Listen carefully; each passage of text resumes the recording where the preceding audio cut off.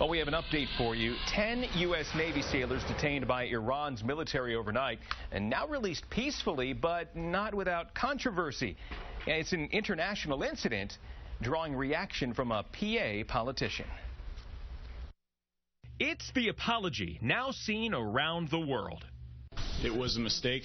That was our fault, and we apologize for our mistake. And watched very closely by Joe Sestak.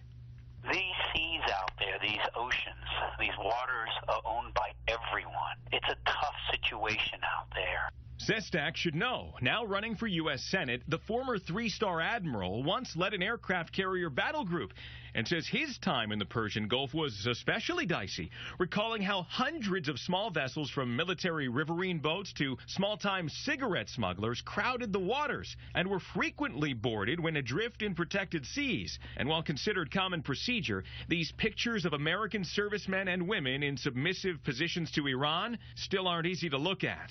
I think they released those pictures to try to make a bit of a show, without a question. The Iranian behavior was fantastic while we were here. We thank you very much for your hospitality and your assistance. But that video, while the State Department denies there was any apologizing to Iran at their level, Sestak says, given their situation, the detained sailors may not have had much of a choice. There's one thing to say there's no apology at a high diplomatic level. It would be absolutely unforgivable for anyone to critique that young sailor there, particularly those who haven't served. Now, Sestak goes on to say he thinks the recent nuclear deal between the U.S. and Iran has improved communication between the countries and may have sped up what could have been a much messier ordeal.